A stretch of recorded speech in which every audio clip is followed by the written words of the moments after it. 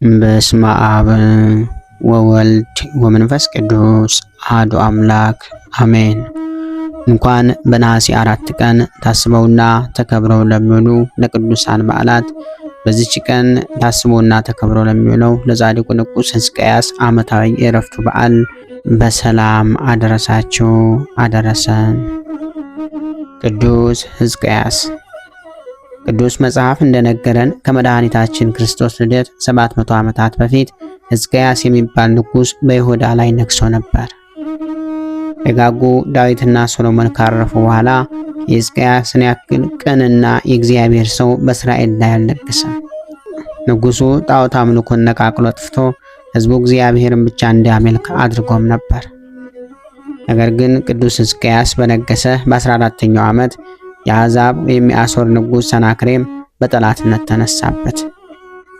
ወደ አካባቢውም መጥቶ ከቦ አስጨነቀው። ሰናክሬም በጦር እጅግ ኃይለኛ ነበር። በዚያውም ላይ ጦር የሚመዙ ከ185,000 በላይ ብርቱ ተዋጊዎች ነበሩትና ሕዝቅያስ እንደማይችለው ተረድቶ መልእክተኛ ላከበት። እገብርልሃለሁ፣ የፈለግከውንም እሰጥሃለሁ፣ ነገር ግን ሀገሬን አታጥፋ፣ ኢየሩሳሌምን አታቃጥል፣ ሕዝቤንም አትግደል በሚል ለመነው። እጅ መንሻ ግብሩንም ከከተማዋ የተገኘው ወርቅና ብር ሁሉ ጭኖ ላከለት። ሰናክሬም ግን ሰይጣን ያደረበት ነውና የሕዝቅያስን ልመና ወደ ጎን ብሎ እስራኤልን አምላክ ቅዱስ ስሙንም ተገዳደረ። ሕዝቅያስም ከእኔ እጅ የሚያድንህ ማን ነው? ሕዝቡንም እግዚአብሔር ያድናል ብለህ አታታላቸው ሲል ላከበት። ቅዱስ ሕዝቅያስ በዚህ ጊዜ የፈጣሪውን ስም ሲያቃልል ሰምቷልና ፈጽሞ አዘነ። መልእክተኞችን ወደ ነቢዩ ቅዱስ ኢሳይያስ ልኮ እርሱ ወደ ቤተ መቅደስ ገባ። በእግዚአብሔር ፊት ልብሱን ቀዶ ማቅ ለበሰ። ስለ ኢየሩሳሌምና ሕዝቡም ፈጽሞ አለቀሰ። በዚህ ጊዜ እግዚአብሔር የሰናክሬንን መገዳደርን የሕዝቅያስን ልመና ሰምቷልና በኢሳይያስ አንደበት እንዲህ አለ፣ ስለ ባሪያዬ ስለ ዳዊት ከተማዋን አድናታለሁ አለ። በዚያች ሌሊትም ድንቅ የሆነ መልአክ ቅዱስ ሚካኤል ከሰማያት በግርማ ወረደ። ወደ ሰናክሬም የጦር ሰፈር ደርሶ አንድ ጊዜ የእሳት ሰይፉን መዘው ቢያሳያቸው ከአሕዛብ ሰራዊት 185,000 ኃያላን እንደ ቅጠል ረገፉ። በለኪሶ የነበረው ሰናክሬም በጧት ቢነሳ ሰራዊቱ ሁሉ ወደ አስከሬን ክምር ተቀይሯል። በድንጋጤ ወደ ነነዌ ሄዶ ወደ ጣዖት ቤቱ ሲገባ የራሱ ልጆች አድራማሌክና ሳራሳር ገደሉት። ትዕቢተኛው ሰናክሬም ለአሕዛብ ሁሉ መዘባበቻ ሆነ። ቅዱስ ሕዝቅያስ ግን በፈጣሪው ታምኗልና ቅዱስ ሚካኤል ሞገስ ሆኖት የዓለም ነገሥታት ሁሉ ፈሩት። አንደኛ ነገሥት ምዕራፍ 19 ከቁጥር 1። ቅዱስ ሕዝቅያስ የነሐስ እባቡን በማጥፋቱ ሕዝቡን ወደ አምልኮተ እግዚአብሔር በመመለሱ ቢደነቅም ሰው ነውና አንዲት ጥፋት አጠፋ።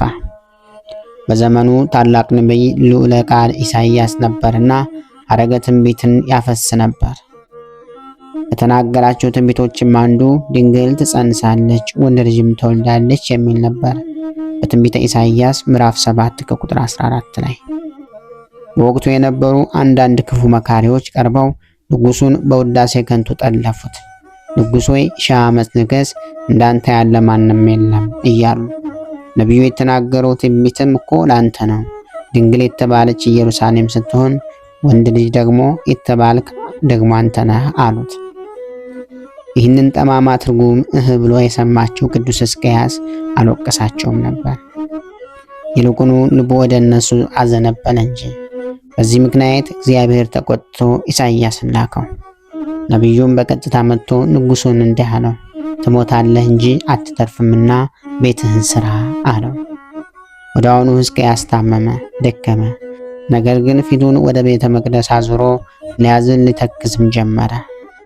አባቶቻችን ለየት የሚያደርጋቸው ይሄ ነው። በቅድስና ኑሮው ሰው ናቸውና ይሳሳታሉ። ነገር ግን ንጹሕና ፍጹም ንስሐ ከማቅረብ አያቋርጡም። ንጉሡ ቅዱስ ሕዝቅያስ ወደ ፈጣሪው ጌታ ሆይ እንደ ቸርነት በፊትህ በቅን መንገድ መሄዴን አስብና ይቅር በለኝ ሲል ተማጸነ። ይህ ሲሆን ቅዱስ ኢሳይያስ ገና ከንጉሡ አካባቢ አራቀምና የእግዚአብሔር ቃል ወደ ኢሳይያስ መጣ። ሕዝቅያስም በለው ጸሎትን ሰምቼ ስለ ባለሟሌ ስለ ዳዊት ብዬ ምሬሃለሁ። በዘመንህም ላይ 15 ዓመታትን ጨምሬልሃለሁ በለው አለው። ነቢዩም ወደ ንጉሡ ተመልሶ ይህንን ነግሮ እስከ 3 ቀን ድረስ ወደ ቤተ መቅደስ ድነህ ትመለሳለህ አለው። ቅዱስ ሕዝቅያስ ይህንን እንደሚደረግ በምን አውቃለሁ አለው። ተጠራጥሮ ግን አይደለም፣ ድንቅ ተአምር ይገለጥ ዘንድ ነው እንጂ። ኢሳይያስም ፀሐይን ዓለም እያየ 10 ማዕረጋትን ወደ ኋላ መለሳት። በወቅቱ ይህ ተአምር በመላው ዓለም ታይቶ ተሰምቶም ነበርና ሕዝቅያስ ከፍ ከፍ አለ። በቅኔ ሄደ። እግዚአብሔር የሚወደደው እንዲህ ነው። የዓለም ነገሥታት ሁሉ ለሕዝቅያስ አዘነበሉ፣ ገበሩለትም፣ ለእርሱ ጌታ ድንቅ ነገርን አድርጎለታልና። ቅዱስ ሕዝቅያስን በተጨመሩለት ዘመናት ሁሉ እግዚአብሔርን አመለከ። በፊቱም በቅን ተጓዘ። ከክርስቶስ የዘር ሐረግም በቀጥታ ተቆጠረ። በማቴዎስ ወንጌል ምዕራፍ 1 ከቁጥር 10። 15 ዓመታት ሕዝቡን አስተዳድሮ በዚች ቀን ዕድሜ ጠግቦ አርፏል። በእርሱ ዙፋን ላይም ልጁ ምናሴ ተተክቷል። በዚህ ዕለት ታስቦና ተከብሮ የሚለው ሌላው ቅዱስ አባታችን አባ ማቴዎስ ገዳማዊ ነው። እኒህ ቅዱስ ሰው በ4ኛው መቶ ክፍለ ዘመን ፋርስ አካባቢ የነበሩ ጻድቅ ናቸው። በወቅቱ ምንኩስና በአካባቢው ባለመስፋፋቱ ወደ ዱር እየወጡ የሚኖሩ አበው ነበሩና አባ ማቴዎስ አንዱ ናቸው። እሳቸው በበረሃ ልብሳቸው አልቆ አካላቸውን የሚሸፍነው በፀጉራቸው ነበር። የአቶር ንጉሥ የሰናክሬም ልጅ መርምህናም እጅግ ታላቅ ሰማዕት ሆነ።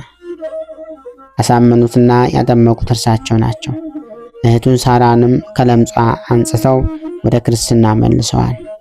በዚህ ምክንያትም የፋርስ አውራጃ የሆነችው አቶር በሙሉ የክርስቲያን ቤት ሆናለች። አባ ማቴዎስ ከዘመናት ተጋድሎ በኋላ በዚች ቀን በሰላም አርፈዋል። አምላከ ቅዱሳን ዕድሜ ለንስሐ ዘመን ለፍስሐ አይንሳን። የጻድቃኑ በረከትም ከሁላችን ጋር ይደርብን። በነሐሴ 4 ቀን ታስበውና ተከብረው የሚውሉ ዓመታዊ የቅዱሳን በዓላት ቅዱስ ሕዝቅያስ ጻድቅ ንጉሠ ይሁዳ፣ አባ ማቴዎስ ገዳማዊ፣ ቅዱስ ዳዊት ሰማዕት ናቸው። ወርሃዊ በዓላት ደግሞ ቅዱስ ዮሐንስ ወልደ ነጎድጓድ ወንጌላዊ፣ ቅዱስ እንድርያስ ሐዋርያ፣ ቅዱስ ሶፊያ ሰማዕት፣ ቅዱስ ዮሐንስ ዘሐራቅሊ ሰማዕት ናቸው። አቤቱ በኃይልህ ንጉሥ እጅግ ደስ ይለዋል፣ በማዳንህ እጅግ ሐሴትን ያደርጋል። የልቡን ፈቃድ ሰጠኸው፣ ከንፈሩንም ልመና አልከለከልኸውም። በበጎ በረከት ደርሰህለታልና ከበረ ዕንቁ የሆነ ዘውድን በራሱ ላይ አኖርክ። ሕይወትን ለመነ ሰጠኸውም፣ ለረጅም ዘመን ለዘላለሙ። በማዳንህ ክብሩ ታላቅ ነው። በመዝሙረ ዳዊት ምዕራፍ 5 ከቁጥር 1 እስከ 5። ክብር ምስጋና ይሁን አንድ አምላክ ለሚሆን ለአብ ለወልድ ለመንፈስ ቅዱስ ስም እስከ ዘላለሙ አሜን። ወስብሐት ለእግዚአብሔር ወለወላዲቱ ድንግል ወለመስቀሉ ክቡር። ይቆየን።